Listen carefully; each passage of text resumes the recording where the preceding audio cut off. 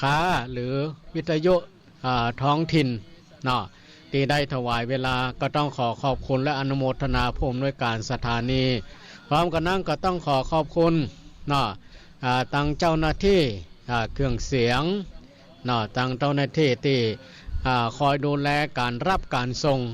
ของสถานีทุกๆสถานีตัวอันนี้ก็ต้องขอขอบคุณและอนุโมทนาเนาะวันนี้ได้มาพบกับบรรดาศรัทธาญาติโยมทั้งหลายก็ตรงกับวันเสาร์ที่30เดือนพฤศจิกายนพุทธศักราช2561ตรงกับแรม15ค่ำเดือนยี่เหนือเดือน12ใต้วันนี้ก็เป็นวันพระวันศีลตัวเด้อเดือน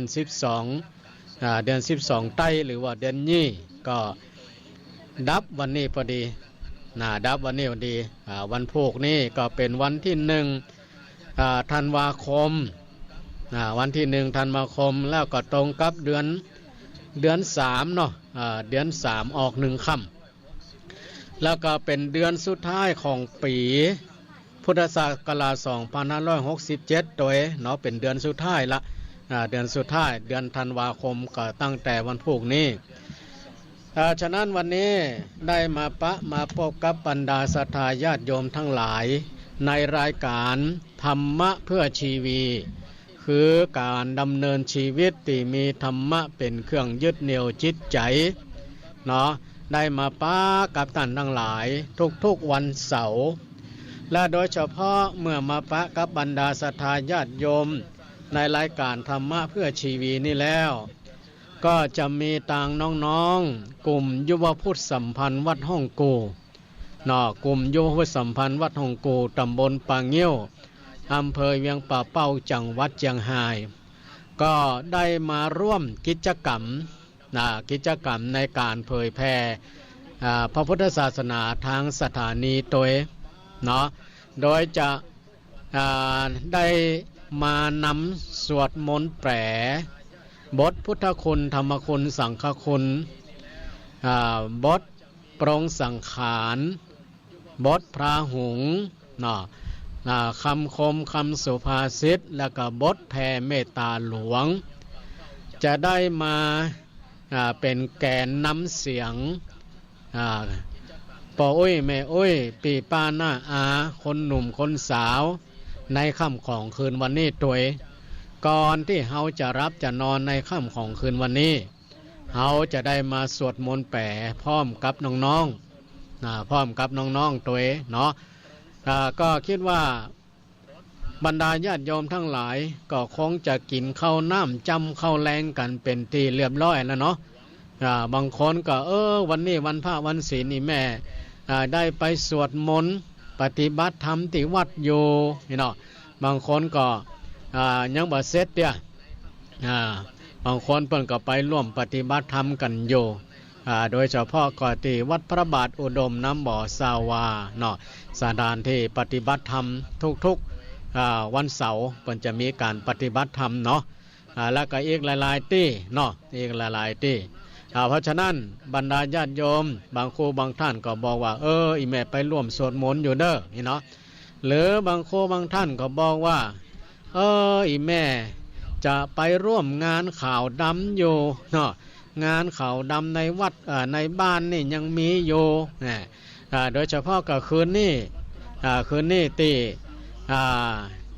ใกล้ๆห้องสถานีขนส่งก็คือวัดห้างต่ำนี่เนาะซึ่งห้องทรงนี่อยู่ที่วัดห้างต่ำนี่คืนนี้ก็ตั้งนอกในเปิ่นก็มีงานศพเด้อมีงานศพถ้าว่าเสียงเปิ่นบ่เปิดดังก็คงจะบ่รบกวนทางสถานีเนาะเอาละตอนนี้บรรดาญาติโยมทั้งหลายคิดว่าคงจะพร้อมกันแล้วเนาะถ้าพร้อมกันแล้วเดี๋ยวจะได้ให้น้องๆได้เตรียมตัวก่อนเด้อหลังจากเพลงนี่ขั้นรายการแป๊บหนึ่งพอเพลงจบเราอ่อนก็จะได้เริ่มนำสวดมนต์เด้อก็ขอให้ปู่อุ้ยแม่อุ้ยทั้งหลายปีป้านาอาคนหนุ่มคนสาวและเด็กละอ่อนมาร่วมสวดมนต์แผ่กับกลุ่มยุวพุทธสัมพันธ์วัดห้องกูเด้อ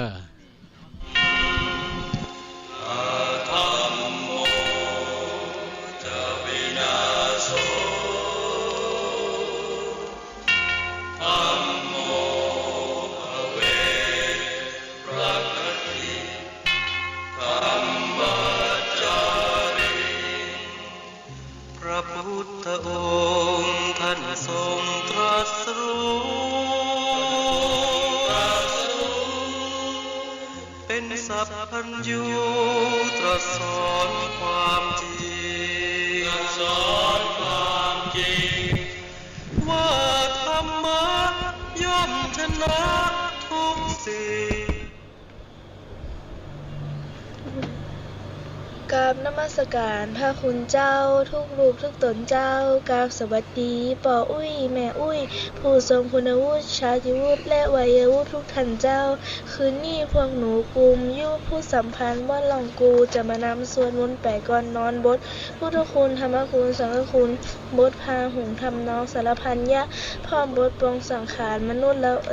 และคำคมคำสุภาษิตบทแผ่เมตตาหลวงนอนรับฝันดีเจิดรับฟังได้ณบัดนี้เจ้าอะ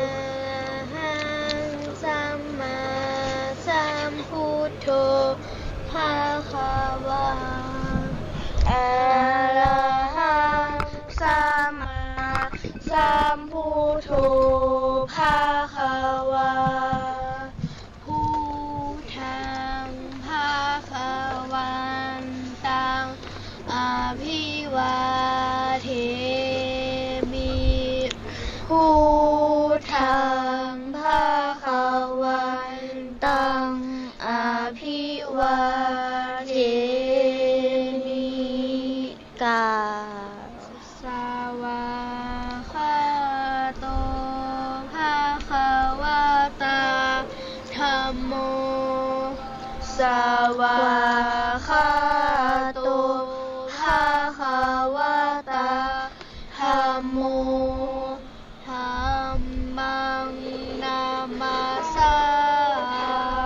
มิธัมมังนามาสา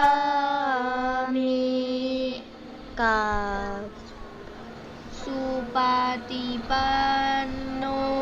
ภะคะวะโตสาวกสังโฆสุปฏิปันโนภะคะวะโตสาวกสังโฆสังฆังนะมามิสังฆังนะมามิกราบนะโมตั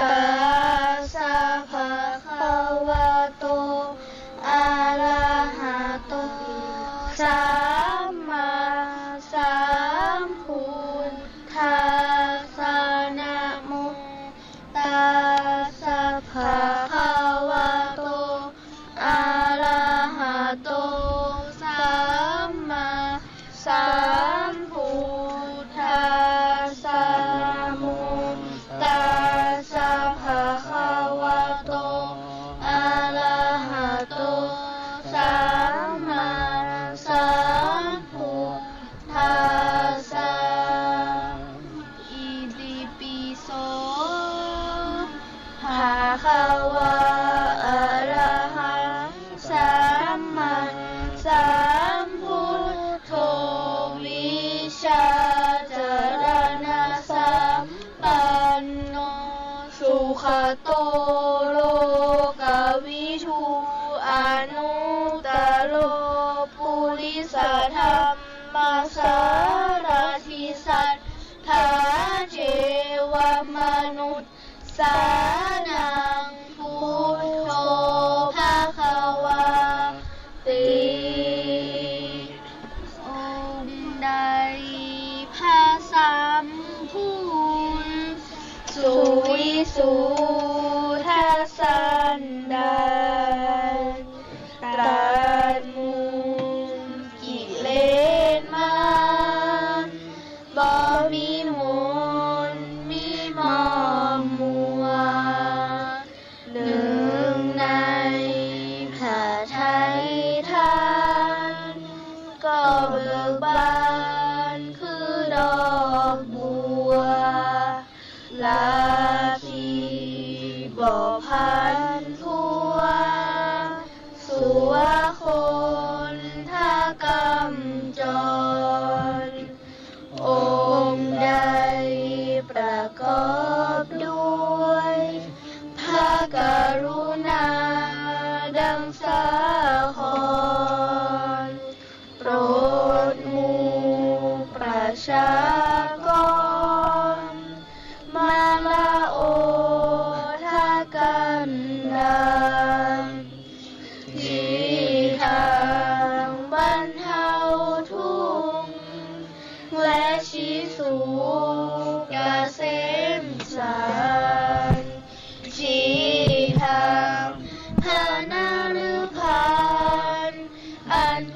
กวิโย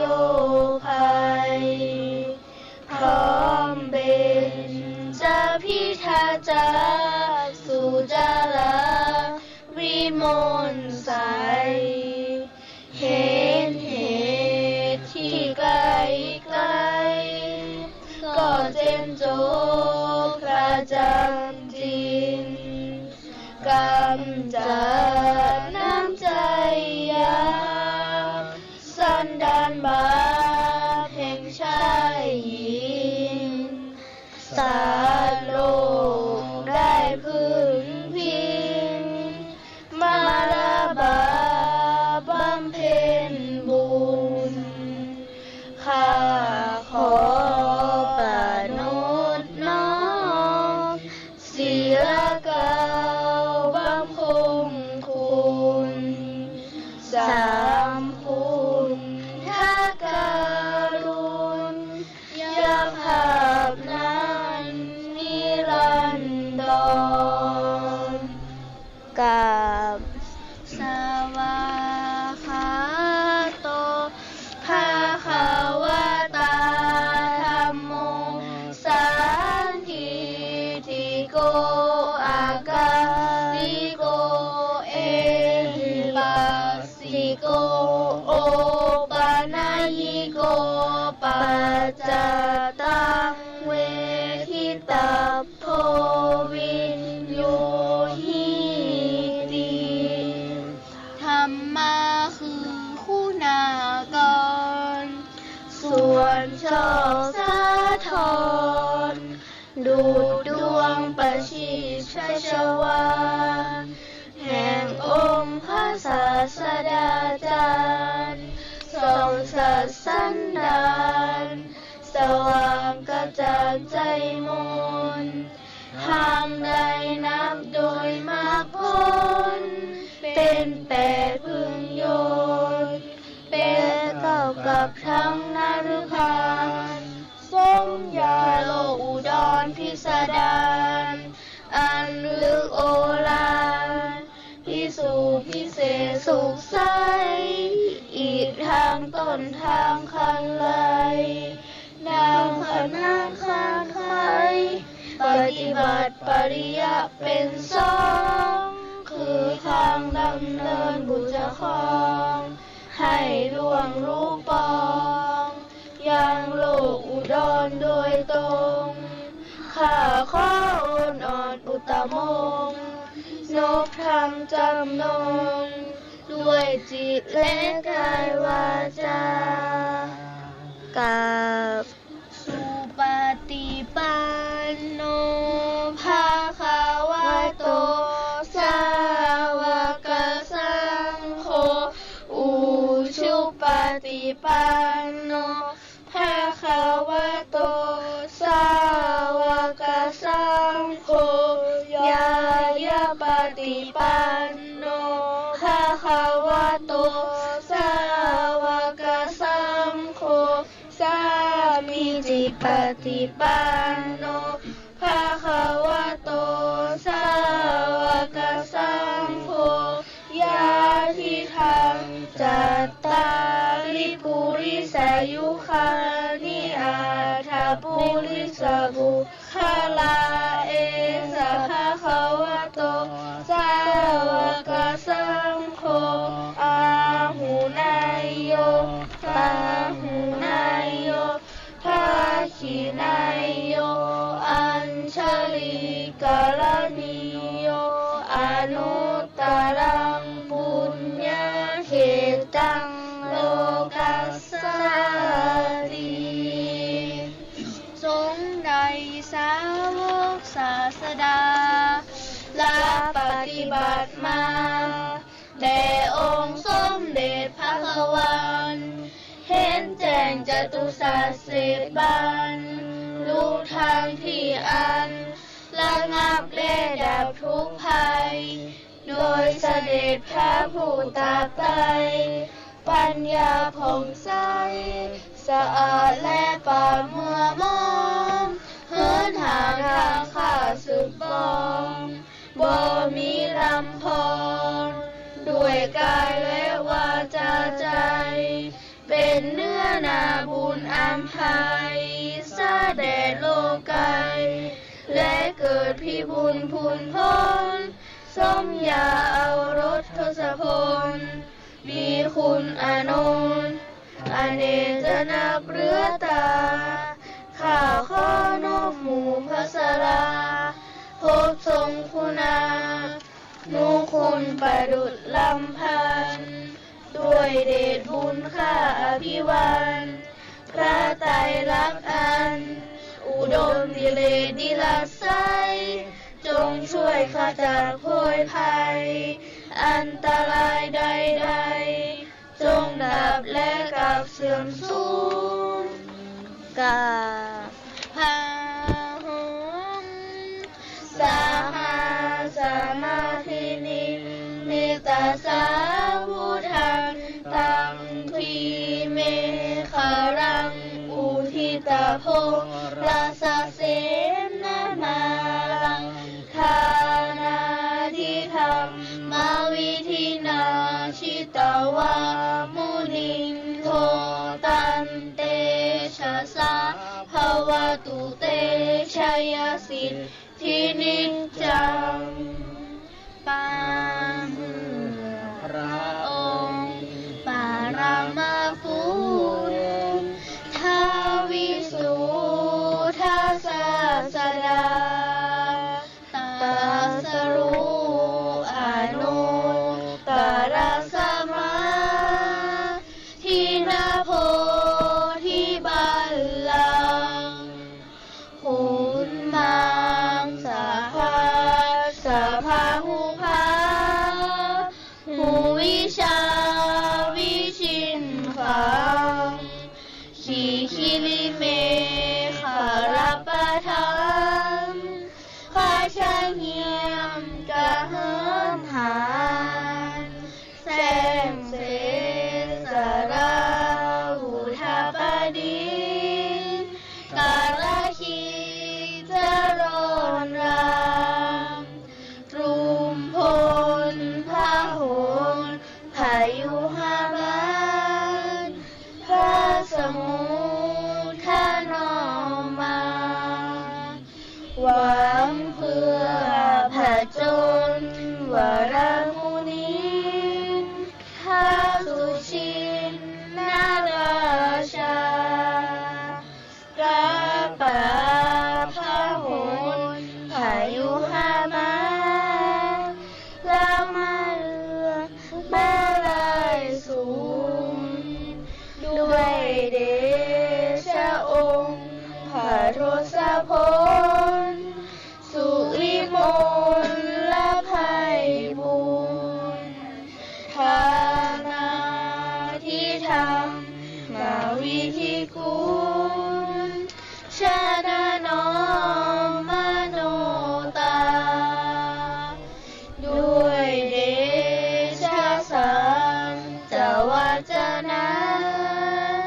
และนามามิองค์สามขอจงนิกรภารัสยามชัยสิทธิทุนวานถึงแม้จะมีอริวิเศษทาราเดชะเทียมมาขอไทยผจญพิชิตภาอริเมนมุนินทรกาบต่อไปบทปรงสังขารมนุษย์เราเอ๋ยมนุษย์เราเอ๋ยเกิดมาทำไมนิพพานมีสุขอยู่ใหญ่มีไปตัณหาหน่วงหนักหน่วงชักหน่วงไว้ฉันไปมิได้ตัณหาผูกพันห่วงนั้นพันผูกห่วงลูกห่วงหลานห่วงทรัพย์สินสลึงคำจงสละเสียเถิดจะได้ไปนิพพานข้ามพ้นภพสามอย่างหนุ่มสาวน้อยหน้าตาเช่มช้อยงา ำแล้วทุกประการแก่เท่านั้นยานแต่ล้วนเครื่องเม็ดเอ็นใหญ่900เอ็นน้อย9,000มันมาทำเข็นใจให้ร้อนให้เย็นเมื่อครบทั้งตัวคนคิ้วก็ขาวในตาก็ม่วงเส้นผมบนหัวนำแล้วกับนอนแต่ตาเว้าบอกลูกหน้าบัดสีจะรู้ก็โอยจะนั่งก็โอยเหมือนดอกไม้โรยไม่มีเกสรจะเข้าที่นอนถึงสอนภาวนาพระอาจนิจังพระอาจนัตตาเราท่านเกิดมาตั้งแต่จะตายผู้ดีเข็นใจก็ตายเหมือนกันเงินทองทั้งนั้นมีติดตัวไปตายไปเป็นผีลุงเมียผัวรักเขาชักหน้านี้เขาเหม็นซากผีเปื่อยเน่าพุงพองหมู่ญาติพี่น้องเขาหามเอาไปเขาวางลงไว้เขานั่งร้องไห้แล้วกลับคืนมาอยู่แต่ผู้เดียวป่าไม้ชายเขียวเดียวไม่เห็นใครเห็นแต่ฝูงแล้งเห็นแต่ฝูงกาเห็นแต่ฝูงหมาเยื่อแย่งกันกินดูน่าสมเพชกระดูกปูเอ๋ยเหลือลายแผ่นดินและกาหมากินเอาเป็นอาหารเที่ยงคืนสงัดตื่นขึ้นมีนานไม่เห็นลูกหลานพี่น้องเผ่าพันธุ์เห็นแต่นกเขาจับเจ้าเลี้ยงกันเห็นแต่นกแสกร้องแรกแห่ควันเห็นแต่ฝูงสีร้องไห้หากันมนุษย์เราเอ้ยอย่าหลงนักเลยไม่มีแก่นสาอุตส่าห์ทำบุญคำจุนเอาไว้จะได้ไปสวรรค์จะได้ทันพระพุทธเจ้าจะได้เข้าพระนิพพานอาหังวันทามิสัพพโสอาหังวันทามินิพพานะปัจจโยโหตุกาบต่อไปคำคมและคำสุภาษิตพานันกัญชาสุราบุหรี่ยาบ้ายาอีเป็นผีกินคนทำให้ยากจนเป็นคนเหลวไหลสาเสียหายร่างกายเป็นภัยถ้าเลิกไม่ได้ต้องตายแน่เลยถ้าเลิกเสียได้สบายใจเอ่ยปานาสัตว์ไม่ฆ่าอาทินนาไม่ละของกาเมไม่หมายปองควรละของใครๆมุสาไม่พูดปดไม่โกหกและเลวไหลสุราและเมลัยไม่ดื่มเหล้าเมาเปะเอ่ยคนดีชอบแก้ไขคนจันไรชอบแก้ตัว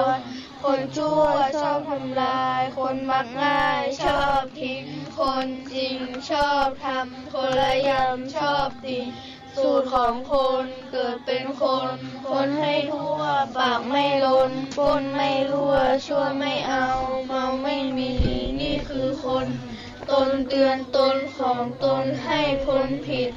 ตนเตือนจิตของตนให้พ้นหมองตนเตือนตนของตนให้พ้นปองตนจะหมองก็เพราะตนเป็นคนเลวอันนินทากาเลเหมือนเทน้ำไม่ชอบช้ำเหมือนเอามีดมากรีดเฉือนเขานินทาด่าเราเหมือนเขาเตือนจงยังเยือนยิ้มรับบังคับใจเมื่อมันมีมากมายมิตรหมายมองเมื่อมัวมองมิตรมองเหมือนหมูหมาเมื่อไม่มีมิตรเมินไม่มองมาเมื่อมอดมวยหมูหมาไม่มามองอยากมีเงินต้องทำงานจึงผ่านพบอยากเรียนจบต้องขยันหมั่นศึกษา อยากมีรักต้องฝักใฝ่เวียนไปมา อยากมีหน้าเสนอหน้าอาสาคน อยากมีเกียรติต้องเลิกชั่วอย่ากลัวอด อยากมียศต้องกล้าแข่งทุกแห่งผล อยากเป็นหนึ่งต้องพึ่งตัวของตน อยากเป็นคนต้องมีธรรมประจำใจ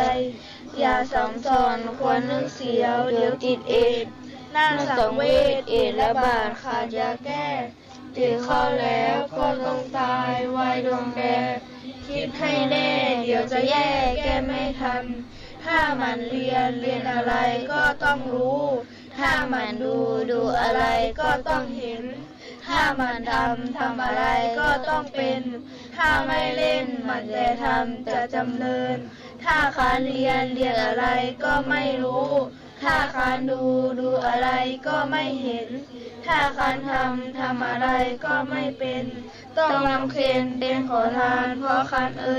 นักเรียนที่ดีไม่โยกเก้าอี้ไม่หนีโรงเรียนไม่เขียนข้างฝาไม่ด่าครูสอนไม่นอนตื่นสายไม่หนายการเรียนไม่เพียรทำผิดไม่คิดมุ่งร้ายไม่อายการงานไม่ผ่านเงินตามไม่สร้างหาเรื่องไม่เคืองโกรธกันไม่หันหาใบยมุกไม่คุกกับเกณฑ์กับเสนแน่พ่อแม่ก็ชื่นใจ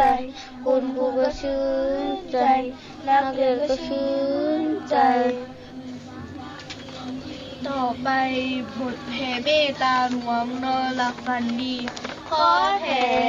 เมตตาหลวงสัตว์ทั้งพวงมีนาสัตว์ปีกบินบนฟ้าสัตว์ผูกปางแม่น้ำเย็นสัพเพสัตตา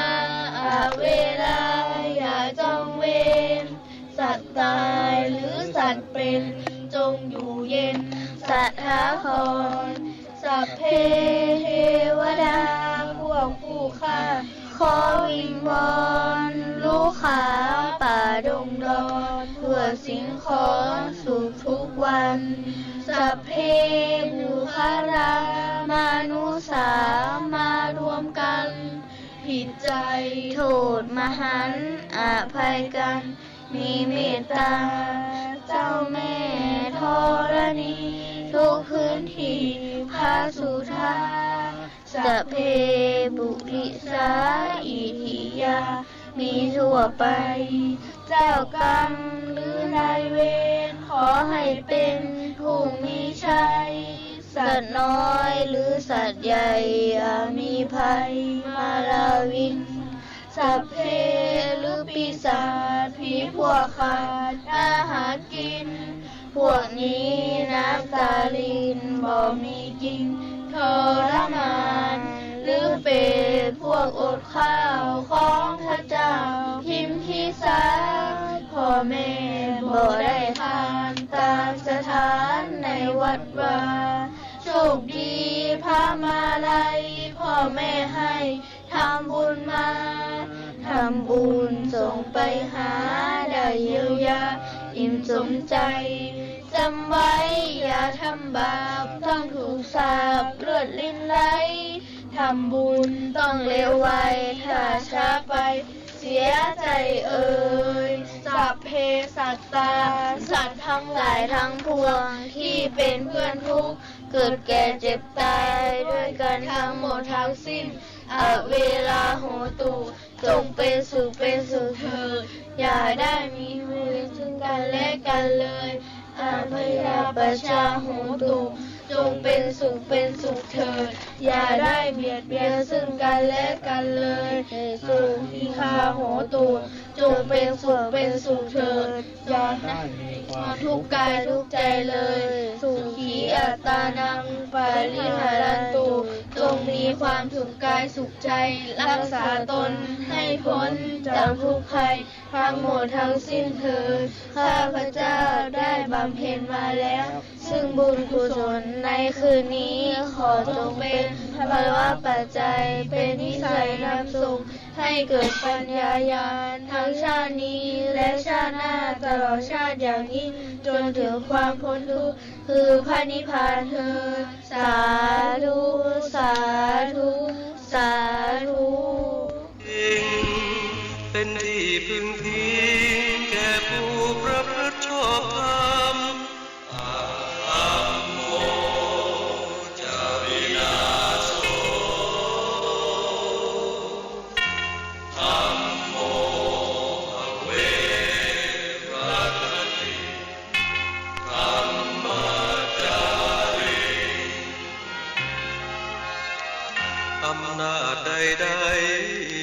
ตา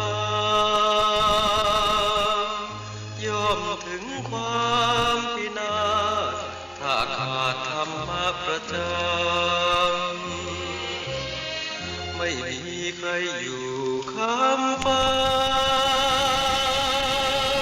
เราต่างเกิดมาใช้กรรมจงอยู่ในศี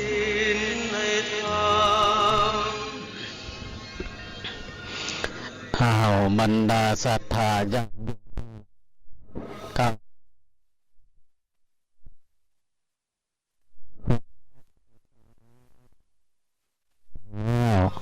ในค่ำของคืนวันนี้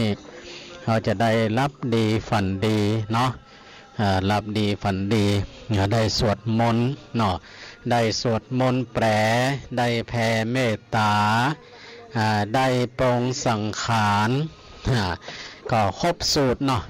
ครบสูตรในค่ำของคืนวันนี้เอาละบรรดาญาติโยมทั้งหลายเนาะในเมื่อเราฟังจบไปแล้วก็บางโคบางท่านต้องการอยากจะมาให้กำลังใจกับน้องๆแต่กี้กับแม่ยายสุดาเปิ่นก็โพดมาว่าคืนนี้น้องๆจะมาก็หาแม่คิดเติงหาให้เนาะคืนนี้น้องๆมาอยู่เนาะน้องๆมาอยู่เนาะแม่ก็คงจะได้หันตะกี้ถ่ายรูปส่งไปให้ละว่าน้องกำลังสวดกันอยู่เนาะเมื่อจบไปแล้วก็จะได้เปิดโอกาสให้กับบรรดาศรัทธาญาติโยมทั้งหลายได้โทรมาโอมาจากับน้องๆว่าจะได้ชี้แนะกาโทรมาให้เป็นกำลังจิตกำลังใจก็น้องๆก็ได้ให้สัญญาณแล้วว่าถ้าบัดติดธุระอะหยังก็จะมาทุกๆวันเสาร์ตามคำเรียกร้องของทางป่ออุ้ยแม่อุ้ยทั้งหลายเนาะทางป่ออุ้ยแม่อุ้ยปีป้านาอาเปิ่นก็ติดตามอยู่วันนั้นก็ป่อสมภพเกียงพาเนี่ยบ้านต่าวังผาอันนี้เปิ่นก็โทรมาเพื่อกำลังจิตกำลังใจกับน้องๆตัวเนาะน้องๆตัวว่าอีป่ออยู่ให้อายุสวนฟังอยู่เด้อเนาะนี่ก็เปิ่นมาเพื่อกำลังจิตกำลังใจกับน้องๆเนาะหลายผู้หลายท่านที่ฟังแล้วก็มาเพื่อกำลังใจตอนนี้ก็จะได้เปิดสายหน้าใหม่ให้ต่างทั้งหลายมาโอมาจากกับน้องๆสักประมาณสัก10 สายเนาะสัก10 สายก็โทรเข้ามาเบอร์นี่คือ0903164720 ก็โทรเข้ามาเบอร์นี่ได้เลยเนาะโทรเข้ามาเบอร์นี่เลยเนาะตอนนี้หลังจากที่น้องๆพักเสียงดื่มน้ำดื่มท่าเรียบร้อยแล้วก็เสียงก็ชดชื่นขึ้นก็โทรเข้ามาได้โทรเข้ามาได้ว่าใครเป็นคนหาบชื่ออันยังก็ถามน้องๆได้เนาะกำลังจิตกำลังใจน้องๆได้สัก10 สายสัก10 สายเปิดโอกาสเฮือละเด้อเปิดโอกาสเฮือละคิดว่าคงจะบันรับบันนอนกันเตี้ยเนาะอากาศก็บ่ร้อนเกินไปบันหนาวเกินไปหมอกสบายนี่คืนนี้เนาะหมอกสบายก็โทรมาได้เด้อในเบอร์นี้เนาะคือเบอร์0903164720เบอร์แรกสวัสดีเจ้าน้องจือน้องฟ้าใสนะเจ้าสวัสดีเจ้านกกระไทยเจ้าแม่ชื่ออย่างเจ้าแม่ชื่อเกียงคำบ้านจุกเหนือเจ้าแม่โทรมาให้กำลังใจน้องๆแม่ลูกแม่เจ้าขอบคุณเจ้ารักดีฝันดีนะจ๊ะเจ้าใส่ให้ฝนแม่ด้วยนะเจ้าแม่ฝากมาหาอนุโมทนาเด้อแม่เด้อขอบคุณพระมหาไปเนอสาธุเจ้าข อบคุณเจ้า ขอบคุณเจ้า เจ้าสวัสดีเจ้า เจ้าขอบคุณ อันนี้ก็เป็นสายแรกบ้านแม่ซุกเหนือเนาะแม่ซุกวังเหนือต่อไปสายต่อไปก็ตอนนี้ก็โทรมาได้เด้อเปิดโอกาสให้ท่านทั้งหลายประมาณสัก10 สายเนาะสัก10 สาย สวัสดีเจ้าน้องจือน้องฟ้าใสนะเจ้า สวัสดีเจ้าลูกจ๋า จ้า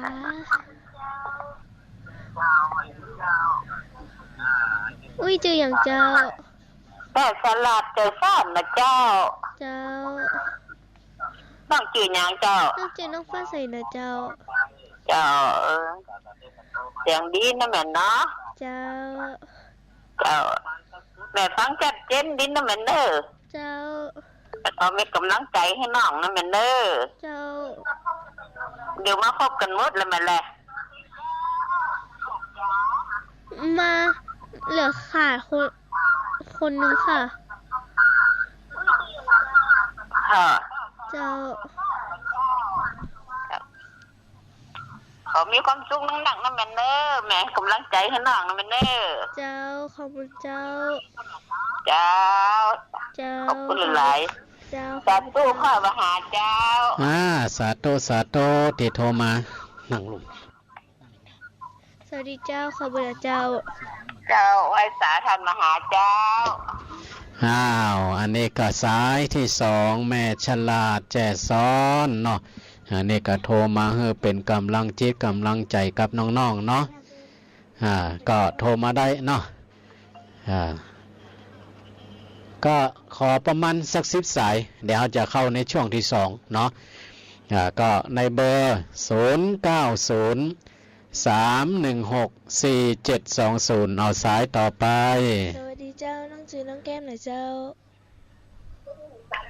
ดีจ้าแก้มจ้า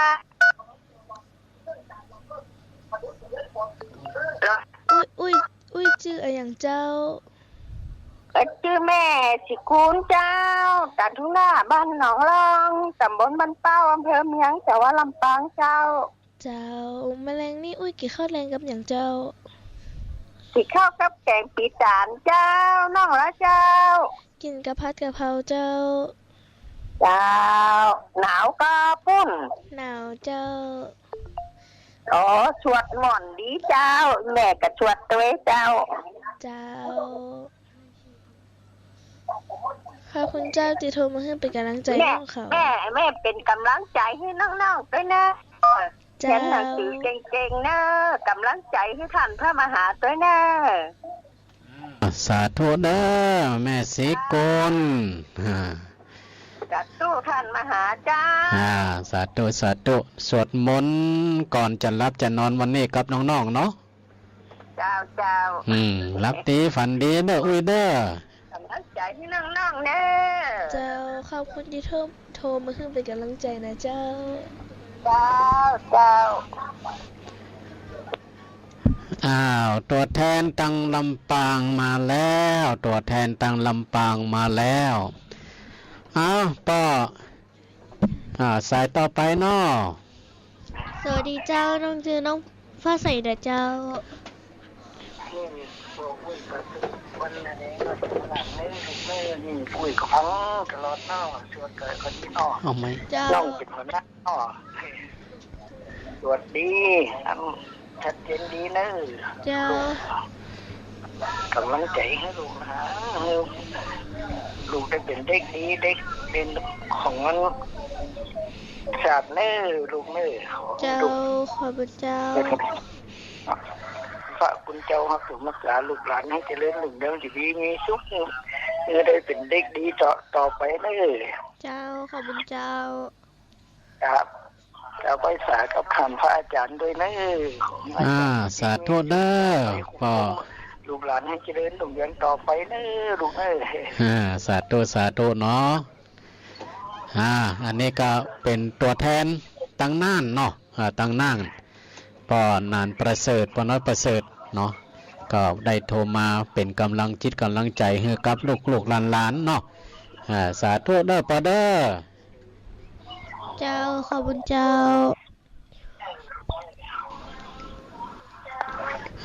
ต่อไ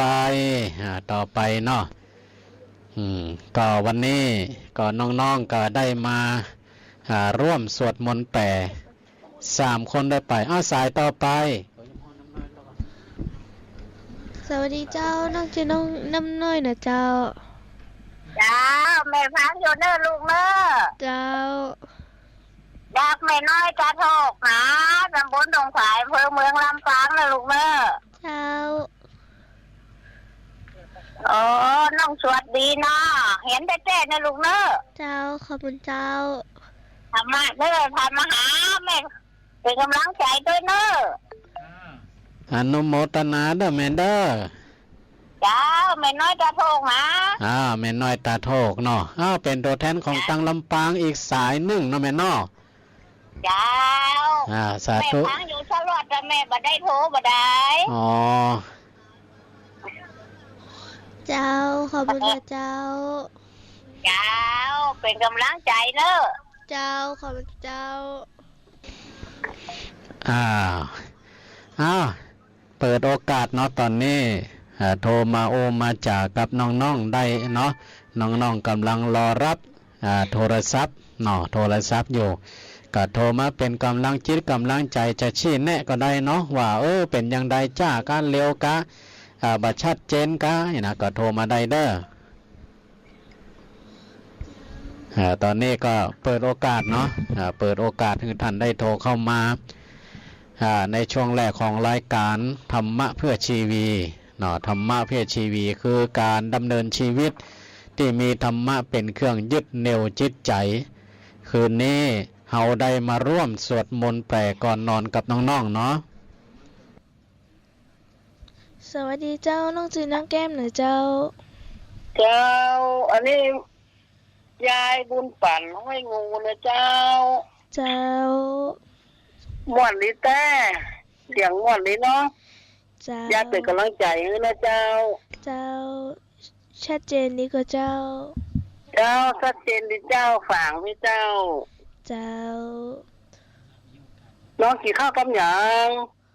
กินกับผัดกะเพราเจ้า อ๋อ อุ้ย ยายก็กินเหมือนกัน เจ้า เจ้า ขอบคุณ ยาย ที่ เป็นกำลังเจ้ายายเป็นกำลังใจให้เนอะ เจ้าขอบคุณที่โทรมาให้เป็นกำลังใจหนูเขานะเจ้า เจ้าบอกตู้ลุงเตยนะเจ้า เจ้า เจ้า ขอบคุณเจ้า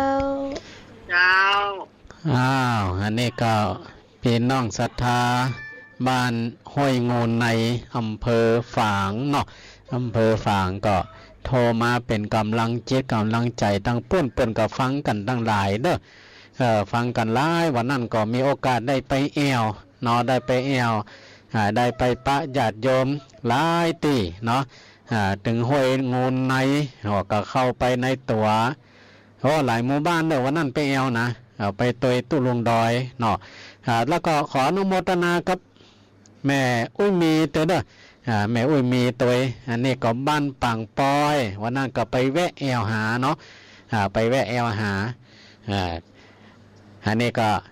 ได้ปาได้พบแล้วก็ดีอกดีใจเนาะศรัทธาญาติโยมเปิ้นว่าโอ้ยแม่นี่ก็อยู่โดยธรรมะนั่นนะเนาะแต่ว่าอีแม่บ่จ้างโทแต่แม่ก็ฟังอยู่ตลอดนี่นะก็มีหลายที่หลายทางเปิ้นก็บอกเปิ้นก็มาเนาะว่าอีแม่ก็ฟังอยู่เด้อรายการในวันเสาร์เนาะแม่ก็ได้ยินเสียงน้องๆเขาสวดแล้วม่วนใจม่วนใจได้ยินเราน้องๆเขาสวดนี่เนาะก็ไปหลายที่เนาะเปิ้นก็ถามหาว่าน้องๆไม่แอวตัวกาก็เลยบอกถ้ามีโอกาสกันเด้อเนาะจะพาไปแอวหาอีกอันนี้ก็ต้องขออนุโมทนาตัวเนาะกับบรรดาศรัทธาญาติโยมแหมประมาณสัก3 สาย 4 สายเนาะประมาณสัก4 สายก็โทรเข้ามาได้เด้อ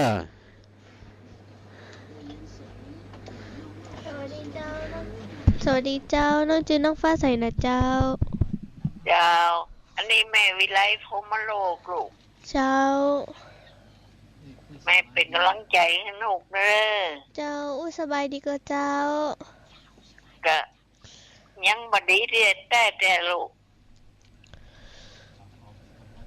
ก็ขอเป็นกำลังใจให้นะเจ้า ขอให้หายไวๆนะเจ้า เจ้าแม่เป็นกำลังใจให้ลูกทุกคนให้ได้ลูกเด้อ เจ้า ขอบคุณเจ้า ให้ขอให้ลูกเป็นเจ้าคนนายคนเด้อลูกเด้อ เจ้า เจ้า เจ้า ขอบคุณเจ้า เจ้า เจ้า อันนี้ก็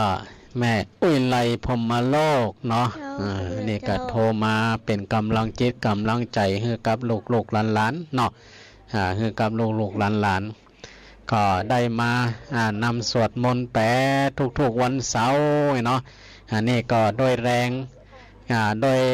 โดยกำลังจิตกำลังใจที่ป้าอุ้ยแม่อุ้ยโทรมาน้องๆก็มีกำลังใจเนาะก็มาทุกคืนถ้าบัดติดงานอะไรอย่างบัดติดธุระอะไรอย่างเนาะบัดติดทางด้านการเรียนการศึกษาก็น้องๆก็จะมาอยู่ทุกคืนเนาะแต่ถ้าว่าติดการติดงานนักกาน่าก็ว่ากับแหมกรรมเอาเปิดโอกาสแหมสัก2 สาย2 สายเนาะโทรมาได้เด้อในเบอร์0903164720ก็โทรมาได้เนาะมามาจากกับน้องๆเปิดโอกาสเนาะเปิดโอกาสให้น้องๆเนาะเพราะว่าเดือนไหนก็มาอยู่3 ครั้งเนาะ3 เสาร์สำหรับเสาร์ต่อไปเสาร์ต่อไปวันที่7 ธันวาอันนี้ก็จะเป็นรายการธรรมะเป็นทีมนั่นก็จะมาได้มาออกเด้อก็คงจะเป็นสัปดาห์ที่2สัปดาห์ที่2ของเดือนเนาะเพราะฉะนั้นก็ตอนนี้เปิดโอกาสเด้อเปิดโอกาสแหมสัก2 สายว่ายังได้แหมสัก2 สายตั้งฟางก็มาแล้วเด้อตั้งชัยประการนี่เงียบไปเมินเด้อตั้งชัยประการ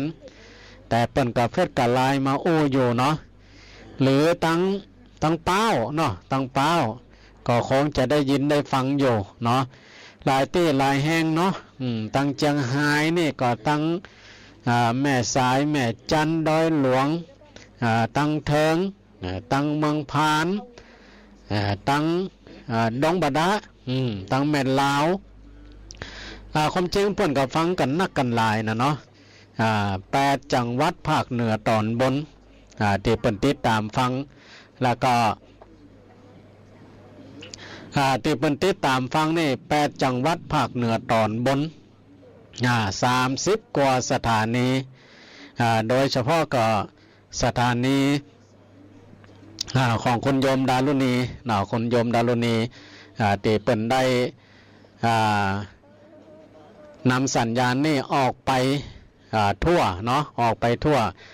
เปิ้นมีสถานีวิทยุเกือบจะทุกอำเภอใน8 จังหวัดภาคเหนือตอนบนนี่นะเนาะก็ทำให้ศรัทธาญาติโยมได้ฟังกันทั่วหน้าเนาะบางคนก็แม่ฟังอยู่เนาะแต่ว่าบ่ได้โทรเนาะก็มีส่วนนักเนาะที่เปิ้นบ่ได้โทรเนาะเอาสายต่อไปเนาะสวัสดีเจ้าน้องน้ำนะเจ้า แม่อุ้ยแม่หมดเด้ออยู่แม่จากเสมิงฟังอยู่เจ้า เจ้า งานก็โชดดีอยู่รู้เนาะแม่หมดนี่โชดบอกว่าแฝโชดจุดโจ๊กรถนั่นนะให้เป็นชั่วโมงเพื่อนเนอะตั้งแต่ทุ่มละ เจ้า ฟังน้องเขาอยู่นะเจ้า เจ้าขอบคุณเจ้า โจทย์ให้เก่งๆเด้อบ่ต้องละบ่ต้องทิ้งเด้อเอาจนเป็นสาวเป็นหนุ่มเพิ่นก็โชดไปตลอดถึงวันน่ะเอาธรรมะเป็นที่ใจนะมันเห็นหนังสือเก่งนะลูกเด้อเจ้าแม่อุ้ยหมอนหนาวก็เจ้า วันนั้นห่มผ้าผืนเดียวอยู่ เจ้า ว่าเจ้ามันจะเย็นๆน้อยแต่เมืองนี่มันอยู่หุบเขาเนาะอยู่ห้อมดอย เจ้า เจ้าเจ้า เจ้าขอบคุณที่โทรมาเป็นกำลังใจให้น้องเขานะเจ้า เก่งๆเด้อ เจ้าข โอ้ อบ ย คุณ ค่ะ เจ้า ท่านมหาสาวแก้วนะเจ้า อ้าวเจริญปอนแม่อุ้ยมอน เจ้า อันนี้ก็ 84แล้วนะ นากาเป็นแม่อุ้ยมอนแล้ว จ้า อ่า เจ้าขอบคุณเจ้า เจ้า เจ้า อ้าวอันนี้ก็ ตั้งใจหนูขอได้เจ้า ทางตัวแทนเสมิงเนาะเสมิงแม่อุ้ยอุ้ยมันก็แล้วกันเนาะโอ้80 ปลายเปิ้นยังเล่นโทรศัพท์เก่งอยู่นะโทรมาทุกรายการทุกสถานีทุกตนทุกองค์นี่ถ้าเปิ้นได้ฟังนี่นะโอ้นี่เปิ้นเก่งเด้อแม่อินเสมิงแม่อุ้ยมันอินเสมิงเนาะยังมีแหมก็ขอแหมสายสุดท้ายเนาะแหมสายสุดท้ายเดี๋ยวเราก็จะมาเข้ารายการธรรมะเพื่อชีวีในช่วงที่2เนาะอีกสายสุดท้ายแล้วจะให้น้องๆได้พักเนาะได้พักก็โทรมาได้เด้อสายสุดท้ายแต่ว่าถ้าว่าหน้าไม้ปิดไปแล้วท่านจะโทรมาหลังไม้ก็ได้เด้อน้องๆก็รอรับอยู่นี่อยู่เนาะรอรับอยู่นี่อยู่ถ้าว่าท่านจะโทรมาหลังไม้หลังจากฮับสายสุดท้ายแล้วในช่วงที่2ถ้าว่าใครโทรมาหาน้องๆมาเป็นกำลังจิตกำลังใจให้น้องๆก็โทรมาได้หลังไม้เนาะยังมีว่าจะได้มีอยู่กอขใจเด้อขใจสายสุดท้ายนั่นนะใครจะโทรมาเนาะเดี๋ยวเขาจะเข้าช่วงที่2แล้วนะมีอยู่กอก็ว่ารับกันอยู่ยังบัดรับกันแต่ก้าเจ้าอยู่เนาะเจ้าอยู่ก็ว่าไปงานนั่นงานนี่อยู่บัดตันมาเตื้อนี่นะก็ตามปกติเนี่ยถ้าเขาอยู่บนรถบนลาเขาก็เปิดวิทยุในรถก็ได้หรือว่าจะเปิดโทรศัพท์ฟังก็ได้นะบัดเดียวนะเนาะตั้งสถานีวิทยุคลื่นสีขาวก็ได้หรือจะเปิดฟังที่สถานีวิทยุวัดอรัญญวิเวกคีรีก็นี่เป็นรายการสดเนาะก็โทรมาได้โทรมาได้ฟังได้ตั้งสถานีวิทยุ8 จังหวัดภาคเหนือตอนบน30 กว่าสถานีเขาก็เรียกฟังได้ในเวียงบ่อเป้าคืนนี้ก็มี 3-4 สถานีด้วยกันเนาะตีเปิ้นได้ถวายเวลาเนาะถวายเวลาฮือตั้งแต่เวลา 20:00 นจนถึงเวลา 4:00 นเนาะมีโยกถ้ามีได้เขาก็จะพักขั้นรายการสักกำเดี๋ยวเขาจะมาเข้าในช่วงที่2ต่อเนาะคิดทำแต่คำที่ดีธัมโมจะวินาโสธัมโมภเวรคติธัมมาจาริธรรมส่องสว่างสู่ทางสุขสีคำจุนโลกนี้นิรันดร์ธัมโมจะวินาโสธัมโมภเวรคติธัมมาจาริ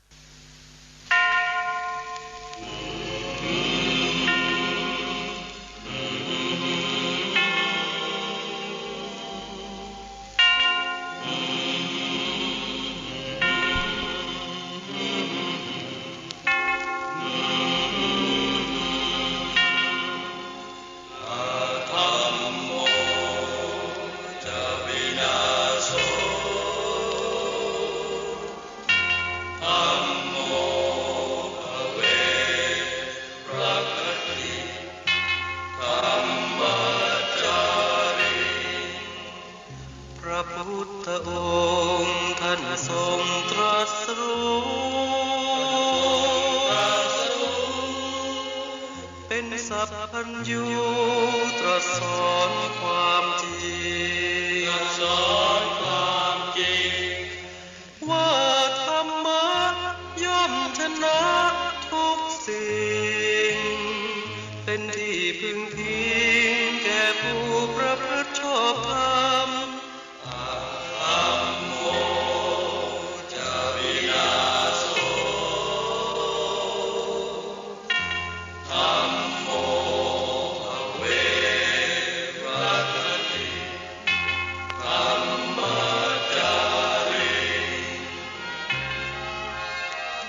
อำนาจใดๆก็ตามย่อมถึงความพินาศถ้าขาดธรรมะประจำไม่มีใครอยู่ค้ำฟ้าเราต่างเกิดมาใช้ธรรมจงอยู่ในศีลในธรรมคิดทำแต่คำที่ดีธัมโมจะวินาโสธัมโมภเวรัคติธัมมาจาริธรรมส่องสว่างสุธาสุขสีคำจุนโลกนี้นิรันดร์ธัมโมจะวินาโสธัมโมภเวรัคติธัมมา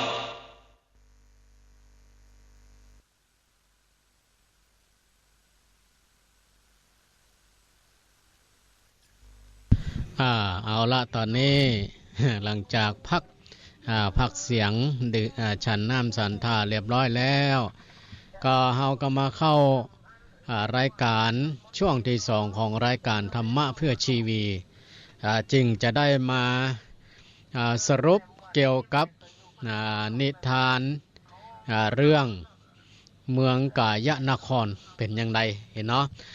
วันนั้นก็ได้มาสรุปถึงตอนที่หลังจากที่ปัญญาจิตราชเนาะปัญญาอิตราชก็มาคิดว่าตอนนี้ในบ้านในเมืองของเฮาก็สุดโทรมมานักแก่เนาะมานักแก่ก็มีความหวั่นไหวมีความหวั่นไหวเพราะว่าเรื่องอะไรอย่างต่างๆทั้งที่ตั้งนอกและก็ตั้งในมันเกิดขึ้นตั้งนอกก็ถูกปนห้องว่ามีผู้ที่บ่หวังดีเนาะมาสร้างปัญหาฮื้อพ่องตั้งนอกนะมีผู้ที่บ่หวังดีมาสร้างปัญหาฮื้อจะเป็นทั้งกายทั้งวาจาก็ได้ยินได้ฟังแล้วก็บ่สบายใจแล้วก็ภายในพระนครก็มีเรื่องต่างๆเกิดขึ้นภายในนั่นก็หมายความว่าในตังในนั่นก็มีเรื่องมีราวกับสุขภาพโรคภัยไข้เจ็บอย่างต่างๆมันเริ่มปรากฏออกมาเป็นอย่างเนาะเกิดออกมาเป็นอย่างพระองค์ก็มีความหวั่นไหวว่าโรคภัยไข้เจ็บที่มันเกิดนี่บางอย่างก็รุนแรงมากบางอย่างก็หมอกปานกลางบางอย่างก็หมอกเบาๆแต่ก็พอที่จะทนได้ปลายบ่ปอเรื่องอันอย่างตั้งนอกก็เข้ามามากมายเข้ามาทางตาทางหูทางจมูกเข้ามาทางใจนะ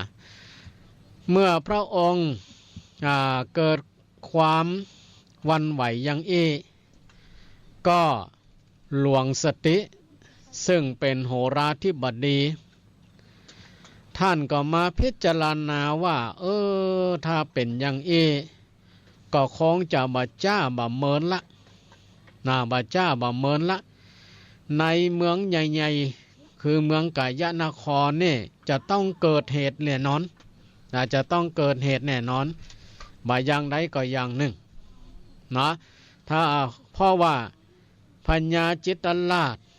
นะพญาจิตตราชมีความหลุ่มหลงในนางอวิชชากับพระนางตัณหามากเกินไปลุ่มหลงในรูปเสียงกลิ่นรสโผฏฐัพพะมากเกินไปปายบ่ปอนางทั้งสองนั่นก็ยั่วยุฮือมีแต่เรื่องเดือดร้อนหลวงสติก็หันว่าถ้าปล่อยอย่างนี้เรื่อยไปมันจะเป็นภัยแน่ก็เลยเข้าไปเฝ้าพระเจ้าจิตตราชก็ได้กราบทูลว่าเหตุร้ายจะเกิดแก่พระองค์ในบัดจ้านี่ละนะขอให้พระองค์นั้นทรงเตรียมการป้องกันพระนครไว้ให้ดีเด้อนี่นั่นหมายความว่าพระองค์ก็เกิดมีจิตสำนึกขึ้นมาเนาะมีจิตสำนึกขึ้นมาว่าโอ้เป็นว่าเฮานี่มัวเมาลุ่มหลงในตัณหามากเกินไปมากเกินไปจะยะอย่างใดดีความคิดกันเลยเกิดขึ้นคือได้สติขึ้นมาเมื่อพระองค์ได้สติขึ้นมาก็ตัดถามหลวงสติว่าถ้าจะนี่เขาจะเตรียมอย่างใดเขาจะเตรียมป้องกันอย่างใดก็คือจะง่ายเนาะเขาจะดูแลร่างกายทั้งกายและจิตใจของเขานี่อย่างใดที่นี่โหราธิบดีก็กราบทูลแนะขอให้พญาจิตตราชเนี่ยทรงป้องกันอะไรอย่างป้องกันร่างกายเขานี่แหละคือป้องกันทั้งกายทางด้านกายทางด้านใจยังไงเนาะว่าขอให้พระองค์นั่นน่ะต่อไปเนี่ยทรงจัดนายทวารธรรมาวุธก็หมายความว่าขอให้พระองค์ทรงแต่งตั้งหรือว่าขอพระองค์ทรงมีสติสัมปชัญญะอย่าให้อันอย่างต่างๆเข้ามาทางทวารคือทางประตูทางตาทางหูทางจมูกทางเล่นทางกายทางใจทางปากนี่แหละให้พระองค์ได้ระมัดระวังไว้อย่าให้สิ่งเหล่านี้เข้ามาเห็นพระองค์ก็บอกว่าแล้วนอกจากเฮาตั้งผู้ที่มีศีลมีธรรมดูแลทวารแล้ว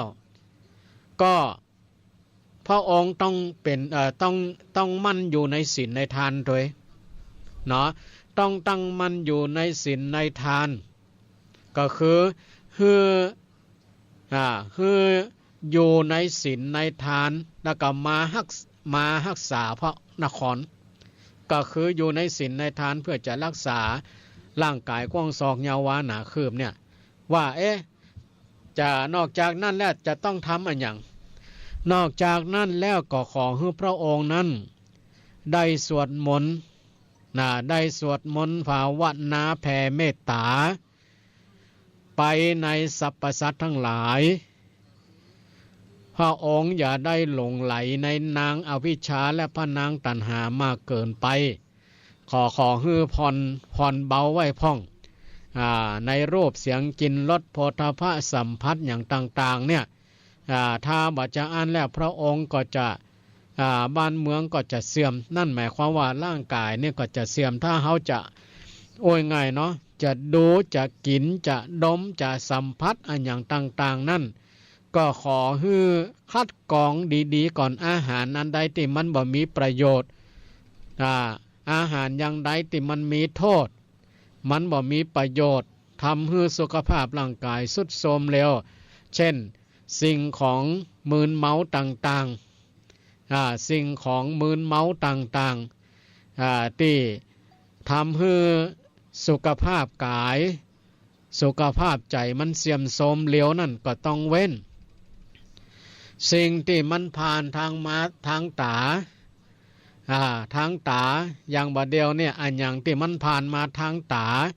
ที่ทำให้ตานี่มันเสื่อมเร็วก็ต้องผ่อนเบาต้องเบาอันอย่างต่างๆก็ต้องเบาฮื้อมีศีลมีธรรมฮื้อมีศีลมีธรรมนอกจากพระองค์บาหลงไหล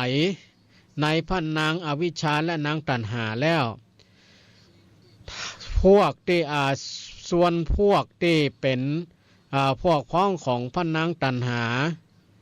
ก็บอกควรจะฮื้อเข้าเฝ้าก็คืออกุศลอกุศลธรรมต่างๆอกุศลธรรมต่างๆอย่าฮื้อมันแวะเข้ามาอย่าฮื้อมันแวะเข้ามาเพราะพวกนี้แหละจะทางให้พระองค์ทรงเดินทางผิดพวกนี้แหละจะพลอยแต่พลอยดีแต่เวลายังบ่มีภัยมาถึงแต่ถ้ามีภัยเข้าแล้วพวกนี้แหละมันก็จะปากันทิ้งขว้างพระองค์ไปหมายความว่าพวกอกุศลธรรมทั้งหลายเมื่อมันบ่มีภัยเตื้อเมื่อมันมีภัยเตื้อก็ยกยงให้พระองค์ลุ่มหลงไปในทางที่ผิดทั้งนั้นแต่เมื่อมันมีภัยแล้วโมนี่จะหายหน้าหายตาบ่ยอมช่วยเหลืออย่างสักอย่างปลายปอจะปล่อยให้พระองค์รับทุกข์ทรมานเพียงผู้เดียว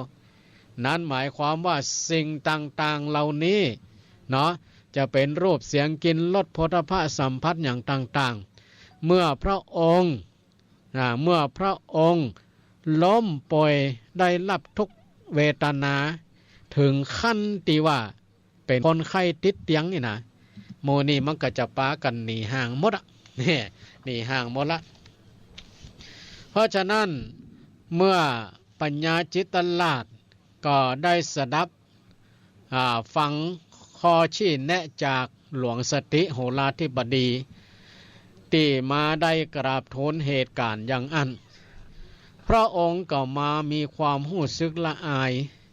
แล้วก็เกรงกลัวอันตรายก็คือมีหิริและโอตตัปปะว่าที่ผ่านมานั่นเป็นว่าเฮาทำอันอย่างทุกสิ่งทุกอย่างไปนั่นไร้ความละอายไร้ความเกรงกลัวบ่มีหิริและบ่มีโอตตัปปะถ้าอย่างอันต่อไปนี้เฮาจะคลายความลุ่มหลงในองค์มเหสีทั้งสองให้น้อยลงและก็รับที่จัดปฏิบัติตามที่ถ้าหลวงสติเปิ่นได้เตียนได้บอกมานี่เฮาขอขอบใจมากแล้วก็พระเจ้าพญาติลราชเมื่อมีพระดำรัสสั่งอย่างอันแล้วก็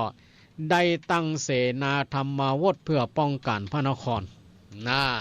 ได้ตั้งฝ่ายกุศลฝ่ายกุศลก็คือฝ่ายความดีนั่นแหละมาป้องกันทีนี้เมื่อพระองค์ได้ปฏิบัติตามหลวงสติแล้วทีนี้ฝ่ายอกุศลก็มีขุนทิฏฐิขุนมานะในเหล่าเสนาอำมาตย์ฝ่ายอกุศลและเจตสิกพวกนี้ก็ถือว่าเป็นพวกอกุศลเป็นพวกที่บัดดีเนาะพวกที่บัดดีก็มีความกล้าเมื่อเมื่อทราบดังอ่านแล้วก็เลยไปเข้าเฝ้าเหนือหัวของตนแล้วก็ได้กราบทูลยุยง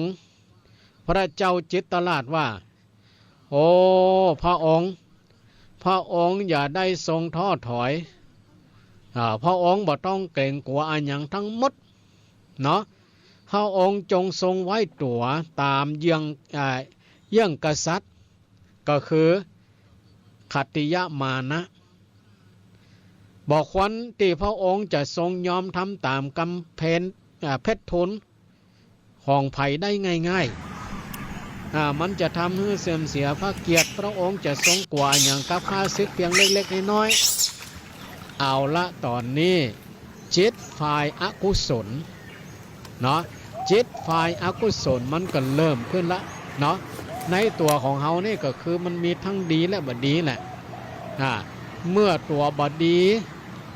มันแย้งกับตัวดีมันแย้งกับตัวดีว่าก็เฮานี่ก็เป็นผู้ที่มีอำนาจคนหนึ่งเหมือนกันนี่เป็นใหญ่คนหนึ่งเหมือนกันนี่ไอ้เรื่องเล็กๆน้อยๆแค่นี้เนี่ยเขาจะไปกลัวยี่หยังก็เลยมีมานะก่อนห่อว่ามาอาทิตย์คติยะมานะของกษัตริย์ ก็คือปัญญาจิตตลาดก็เกิดมีมานะทิฏฐิขึ้นมาว่าเรื่องอันหยังเขาจะต้องไปอดมือกินมือเลือกกินตามที่หลวงสติคนถอยม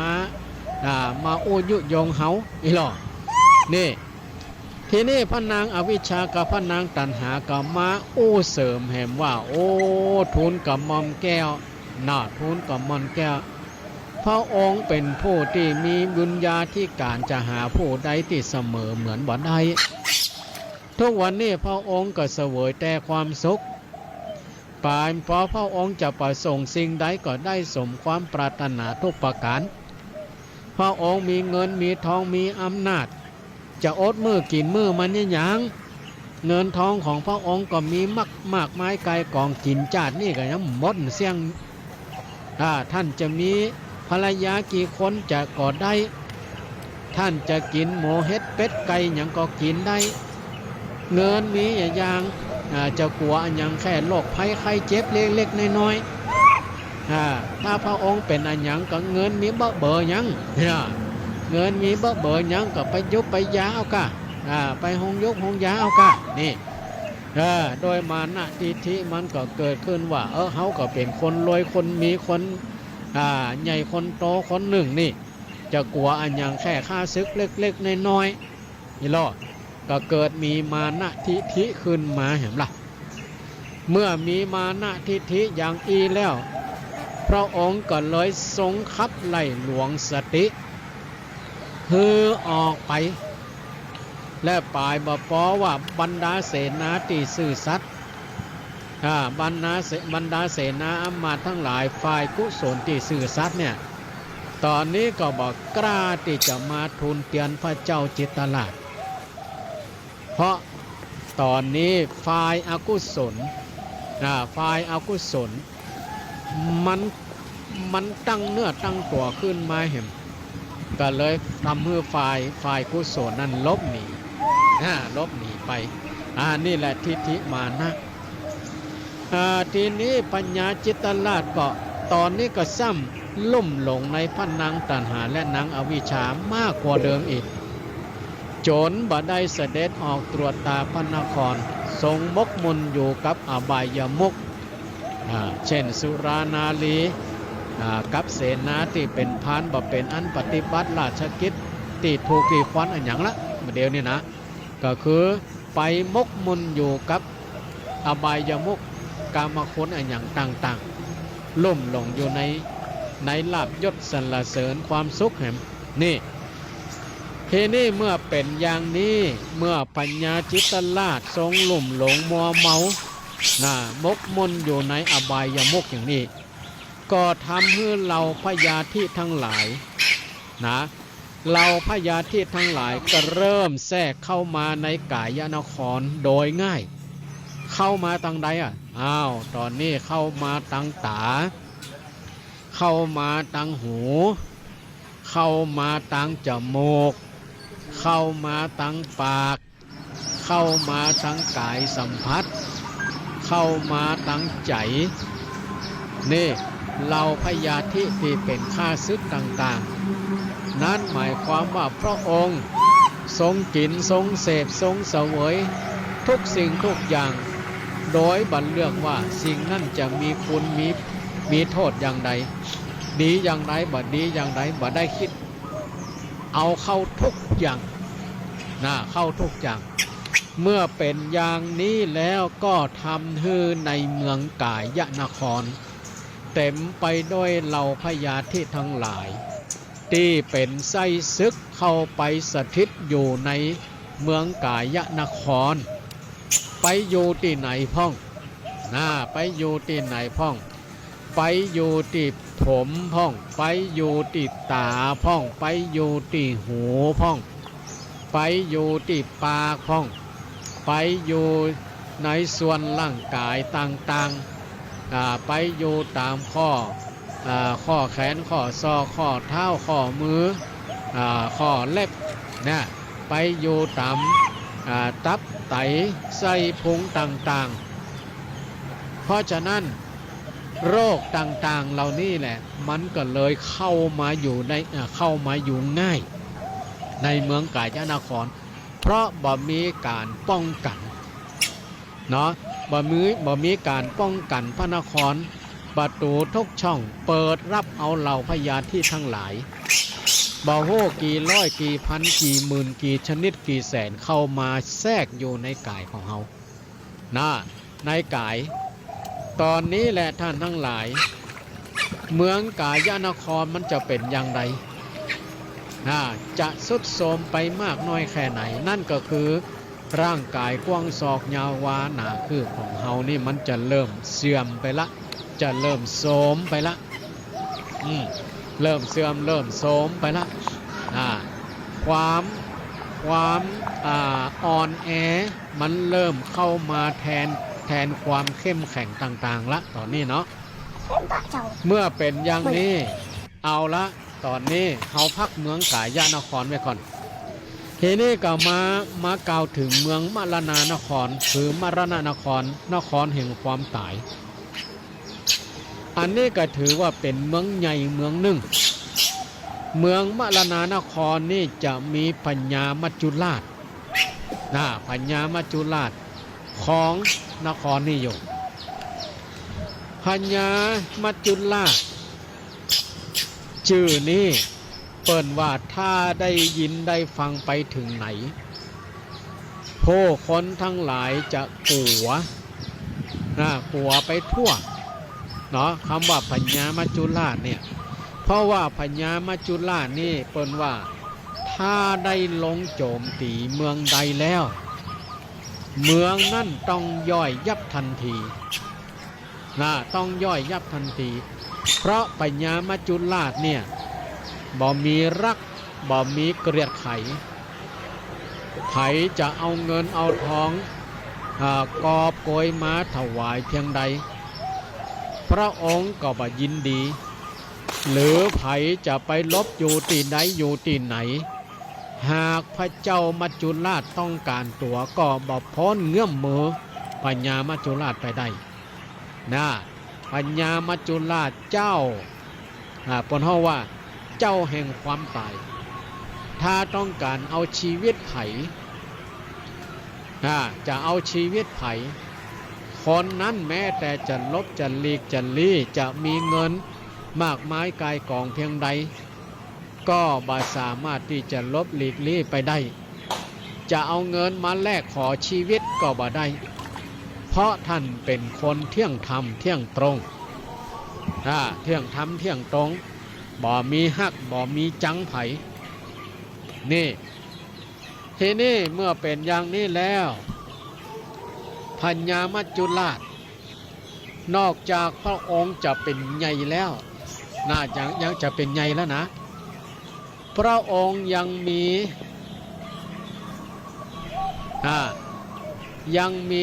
หลวงชลากับหลวงพญาธิซึ่งทั้งสองนี่ถือว่าเป็นทหารเอกเป็นทหารเอกตีน่ากลัวไปทั่วทุกทิศเพราะว่าทหารเอกทั้งสองนี่เปรียบเสมือนกับเสือมือซ้ายและก็มือขวาของพญามัจจุราชจะโจมตีโดยบ่เลือกหน้าว่าผู้นั้นจะเป็นผู้ใดจะเป็นเด็กเป็นละอ่อนเป็นผู้ใหญ่เป็นเจ้าฟ้าเจ้าแผ่นดินจะเป็นคนร่ำคนรวยเป็นเศรษฐีมหาเศรษฐีก็ถ้าว่าได้รับคำบัญชาแล้วหลวงชลาก็หลวงพญาธินี่ก็จะโจมตีได้หมดบ่กลัวนี่บ่กลัว เพราะฉะนั้นปัญญามัจจุราชปัญญามัจจุราชวันหนึ่งก็มาดำริมาดำริคิดว่าบัดเดียวนี้เฮาต้องการอยากจะแผ่อำนาจไปยังหัวเมืองน้อยหัวเมืองใหญ่เมืองด้อยก็เลยได้ออกบัลลังก์มาปรึกษากับเหล่าเสนาอำมาตย์ที่มีหลวงชลากับหลวงพญาธิเป็นมนตรีที่ปรึกษาแล้วก็เป็นทัพหน้าของเจ้าแห่งมรณานครทีนี้หลวงชลาก็หลวงพญาธิก็ตอบว่าก็ได้ทูลตอบว่าโอ้บัดเดียวนี่นะเมืองน้อยใหญ่ต่างๆส่วนมากก็ตกเป็นเมืองครึ่งของเฮาไปนะเนาะก็จะเหลือเมืองใดบ้างเนาะที่ยังบ่เป็นเมืองของเฮาแล้วก็ได้เวลาที่เฮาจะไปโจมตีเอาโจมตีเอานั่นก็พระองค์ก็ได้ตั้งคำถามไว้ในที่ประชุมในที่ประชุมก็ได้กราบทูลว่าตอนนี้เมืองกายนครพระเจ้าค่ะแน่อันนี้คือสุวรรณท้าวสุวรรณโหราธิบดีได้กราบทูลนั้นหมายความว่าเมืองกายนครในที่นี้ก็หมายถึงร่างกายของเฮากว้างศอกยาววาหนาคือนี่แหละสมมติว่าโอ้บัดเดียวเนี่ย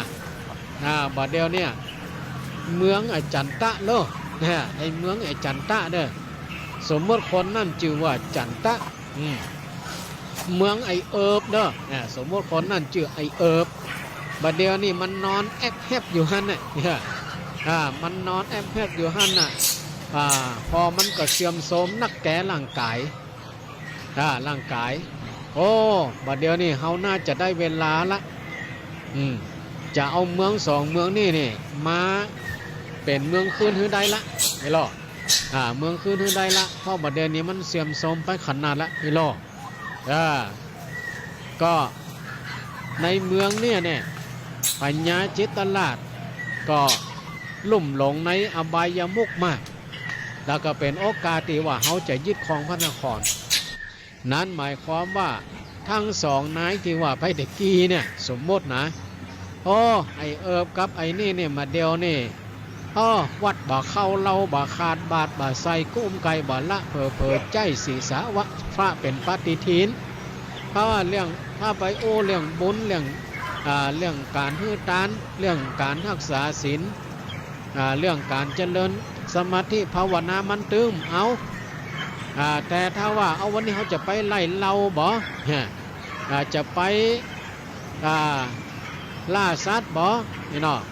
จวนไปหันไปนี่มันไปหมดเนี่ยมันไปหมด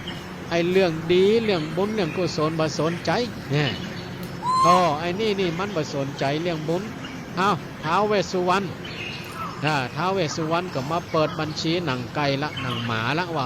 ไอนี่มันสมควรมันใกล้เวลาละมันใกล้เวลาละสมควรที่จะไปลากเอาวิญญาณมาได้ละนี่ดอกท้าวเวสสุวรรณนะก็บอกว่าบัดเดียวเนี่ยไอ้2คนเนี่ยมันได้เวลาละทีนี้เรามนตรีในที่ประชุมก็เห็นพ้องป้องกันกับท้าวเวสสุวรรณซึ่งเป็นโหราธิบดีทีนี้ปัญญามัจจุราชก็ได้ปรึกษาถึงการที่เขาจะไปโจมตีเมืองกายนครว่าเขาจะใดจะต้องไปตีเอาเมืองนี่คือใดทีนี้ในที่ประชุมนั้นก็บอกว่าเขาจะต้องไปตีกำแพงเมืองนครพินาศเนี่ยก่อนแล้วเขาจะเข้าไปจับเอาปัญญาจิตตลาดมัดแล้วก็นำออกมาไว้นอกพระนครนอกพระนครทีนี้ก็ในที่ประชุมก็เห็นว่าก็คงจะเป็นไปตามนั้นเนาะนั่นก็คือในที่ประชุมของมุขมนตรีภายในเมืองมรณานครนั่น ทีนี้หลวงชลาซึ่งเป็นทหารเอกก็อาสาที่จะเดินทางไปดูลาดเหลาก่อน โดยทูลว่าข้าแด่องค์มัจจุราชข้าพระองค์นี่จะขออาสาเดินไปก่อนเด้อโดยจะไปตีสนิทกับขุนปัทภีขุนปัทภีซึ่งเป็นผู้ตรวจตาเมืองกายนครล่ะกัดจวนฮือเล่นสนุกสนานเพลิดเพลินเล่นจนหามรุ่งหามข้ามจนเขาลืมตรวจตาพระนครจนเห็นว่าเมืองนั่นมันโทรมแล้วจึงจะเข้าโจมตีนักภายหลังพระเจ้าค่ะนี่เฮนี่พญายจุราชก็ดีแล้วถ้าจะอันหลวงชลาท่านไปก่อนเด้อหลวงชลาท่านไปก่อนเด้อนี่นะทีนี้หลวงชลาเมื่อเข้าไปโจมตีเมืองกายนครก็ไปโจมตี กำแพงเมืองก่อนตั้งกำแพงเมืองปรอมปราการจนกำแพงเมืองตีทั้งสี่จั่นนี่นะนั่นก็คือร่างกายของเฮานี่แหละที่ประกอบด้วยส่วนต่างๆนั่นก็คือที่เฮาหันอยู่คือหนังไตหนังลงไปก็เป็นเนื้อไตเนื้อลงไปก็เป็นเอ็นแล้วก็เป็นกระดูกจนมันสุดโทรมลงผิวหนังมังค่าอาหยังก็เหี่ยวย่นมีปานขาวปานแดงปรอมปราการต่างๆก็สุดโทรมผมมันก็เริ่มขาวจากดำก็กลายเป็นขาวหนังที่เต็งตึงก็เริ่มย่อนยันตาที่มองหันอันหยังใส่เจ้าก็เริ่มขุ่นมัวตอนนี้แหละหลวงชลาโจมตีก็หมายความว่าความชราหรือความแก่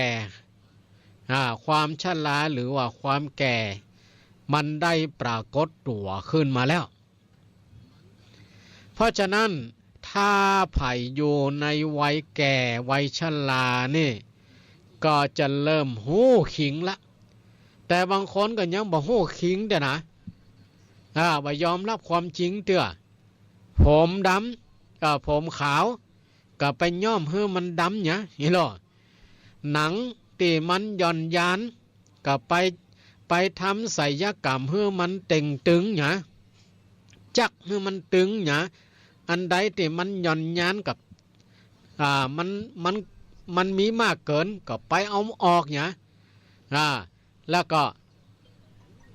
ไปทำศัลยกรรมเย็บดึงให้มันเต่งตึงอีหรอให้มันเต่งตึงตาที่มันเริ่มมัวเริ่มฟางก็ไปตัดแว่นใส่หยาหูที่มันบ่ได้ยินชัดละก็ไปใจเครื่องช่วยฟังให้มันได้ยินชัดอย่างเก่าเขี้ยวที่มันหลอนไปก็ไปใส่ใหม่ใส่ใหม่ทำให้มันมั่นคงใหม่อย่างทุกสิ่งทุกอย่างมันจะฝืนได้ก็ได้บำเมินได้บำเมินนั่นหมายความว่าบางคนไม่ยอมรับความแก่ไม่ยอมรับความจริงว่าตนเองแก่แล้วชราแล้วเฒ่าแล้วนะบางคนไม่ยอมไม่ยอมพยายามจะฝืนกฎธรรมชาติพยายามจะฝืนหลวงชราพยายามจะฝืนหลวงชราอย่างต่างๆมันบอกคล่องแคล่วเหมือนตะกอนเหมือนหนุ่มๆละจะฮกจะเหินจะวิ่งมันก็บ่เหมือนเมื่อหนุ่มๆละลูกก็โอยนั่งก็โอยตอนนี้นะหลวงชลาเข้าโจมตีเข้าไปพอลาดเราแล้วหลวงชลาเข้าไปนี่ก่อนที่จะเข้าไปนี่หลวงชลานี่ก็โอ้ยง่ายๆเนาะไปตีสนิทกับหลวงกับปนห้องว่าไงไปหลวงปัทภีหลวงปัทภีก็คือธาตุดินนั่นแหละเนาะเข้าปนห้องว่า หลวงชลาเข้าไปตีสนิทกับธาตุดินเข้าไปตีสนิทกับธาตุดินอีกนะเนาะธาตุดินอาสาเนาะอาสาไปหาขุนปัทภีปัทภีก็คือดินนั่นแหละธาตุดินนั่นแหละก็ทำให้อันอย่างต่างๆในร่างกายนั่นมันบ่ปกติละมันบ่ปกติละแม้เฮาจะฝืนกฎธรรมชาติอันนี้มันเป็นกฎของธรรมชาติเฮาจะฝืนความแก่ไปเนี่ยมันบ่ได้ถ้ามันถึงเวลาแล้วนะบางคนเนี่ยโอ้คิดว่าตัวเองตัวเองยังแข็งแรงอยู่ร่างกายยังบึกบืนอยู่บ่อิดบ่หิวบ่อ่อนนี่นะก็ตอนนั้นนี่ธาตุดินมันยังดีอยู่โลมันยังแข็งแรงอยู่โลพอหลวงชลาเข้าไปโจมตีเข้าไปตีสนิทธาตุดินแล้วอันอย่างที่ว่าแข็งมันก็เริ่มอ่อนปลายบ่ปอในเมืองกาญนครก็เต็มไปด้วยไส้ซึกที่ไปฝังตัวอยู่ทุกส่วนของร่างกายตอนนี้แล้วนะในทุกส่วนของร่างกายที่เข้ามาก็คือเรา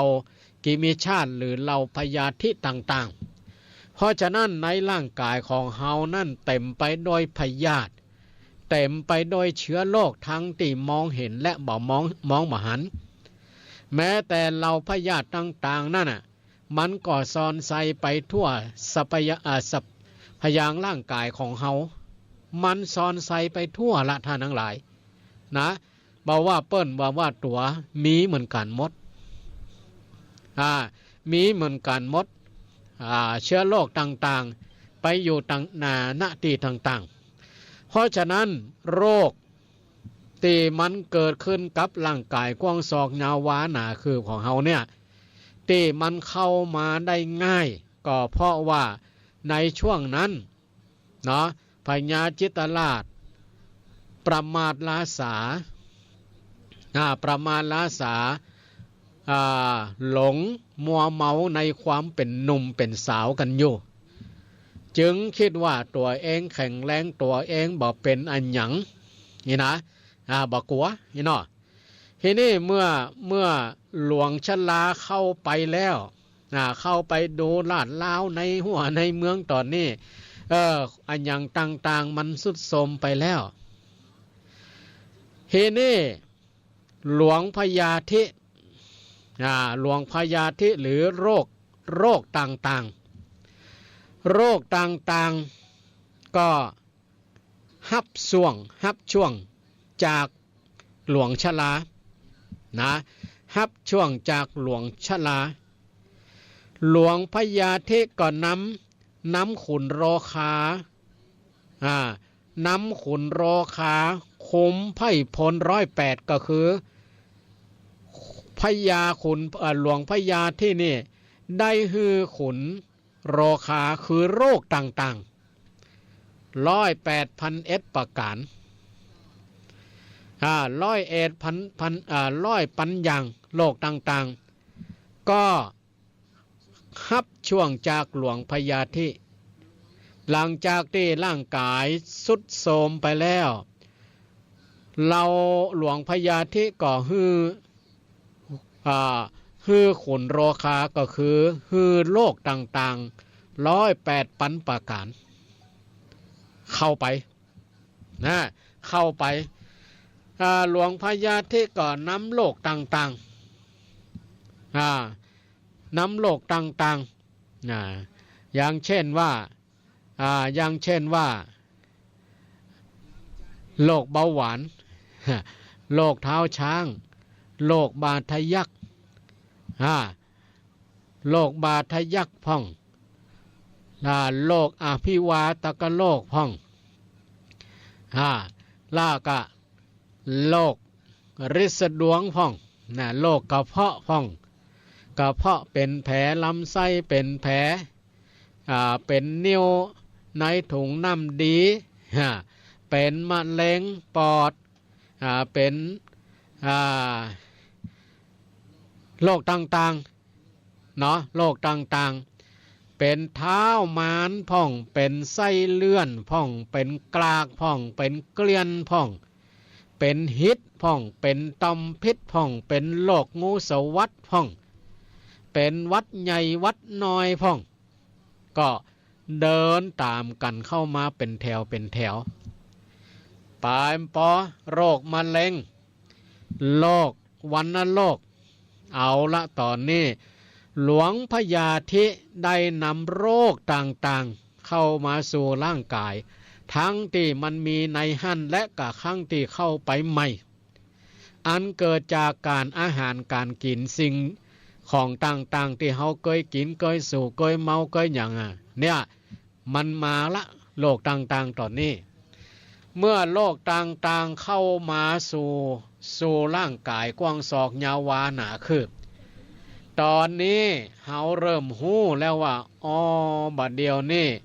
เป็นว่าเฮามีโรคสปะโลนี่ โรคสปะโลนี่ลุกก่อโอยนั่งก่อโอยนั่งเหมือนกะลำบากนั่งที่แทบก็บ่ได้โรคมันลุ่มเล่ามาสปะสเปดตอนนี้เด้อ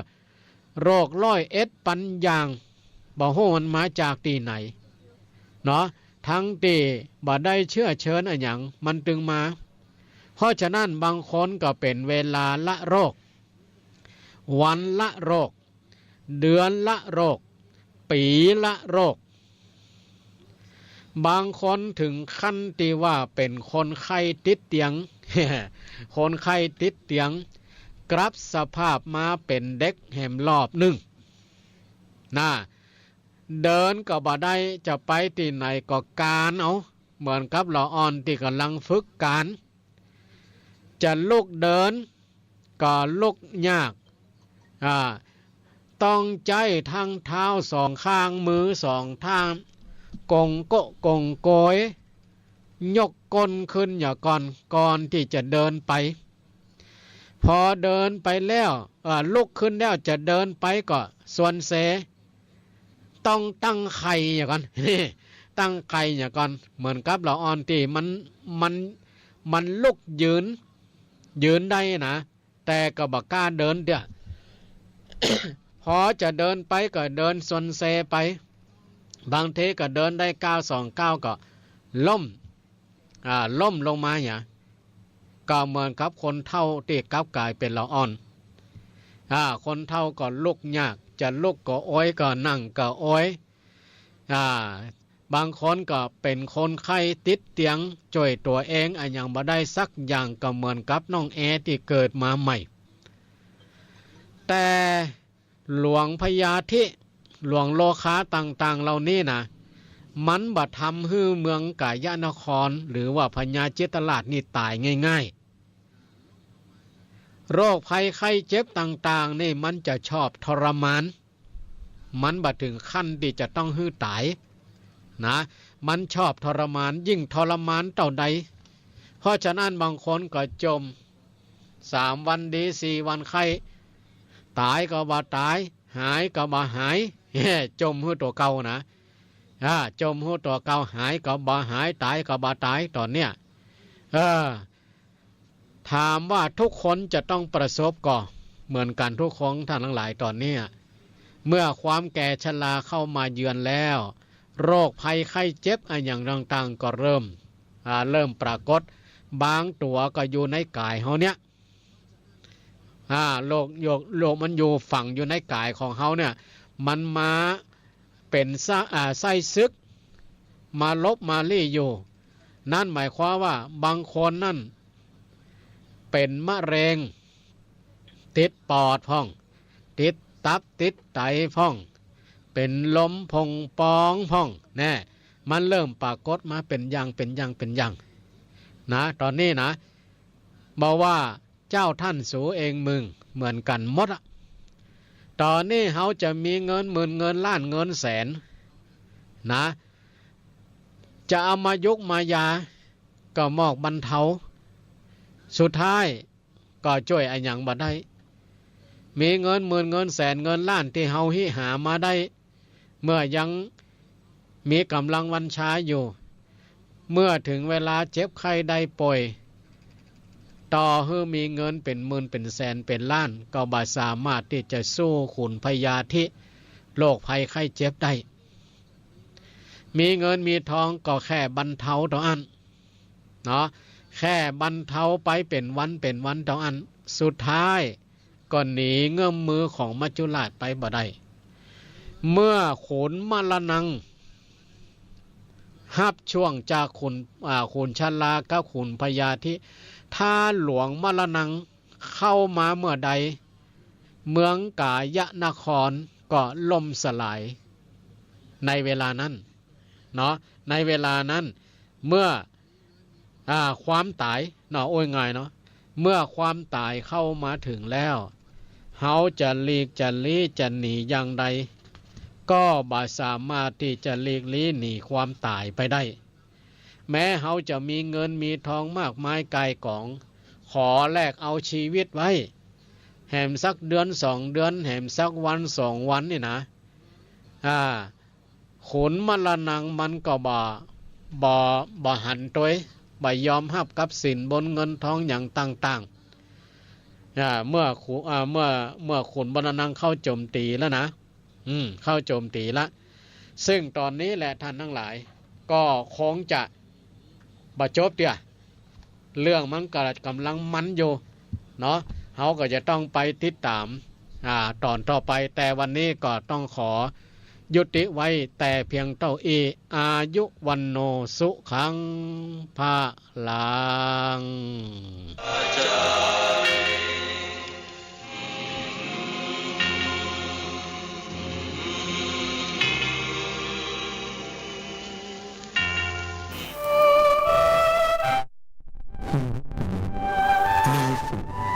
มีทุกข์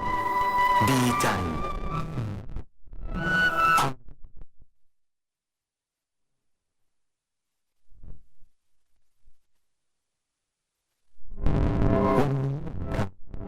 น้องสู่ชีวิตเตือนสติคนไทยทั้งชาติ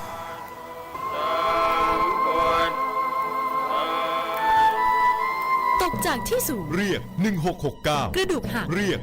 1669บาดเจ็บกระดูกสันหลังเรียก1669ไฟฟ้าช็อตเรียก1669ไฟไหม้น้ำร้อนลวกอย่างรุนแรงเรียก1669จมน้ำเรียก1669ถูกยิงเรียก1669ถูกแทงเรียก1669อุบัติเหตุจราจรเรียก1669ช็อกหมดสติเรียก1669ปวดท้องก็เกิดมีน้ำตก1669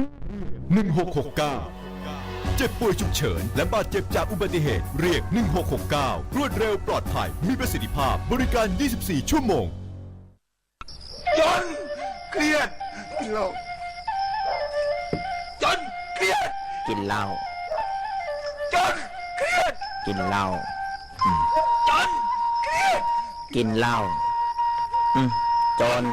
เครียดกินจนเครียดก็เลยยิง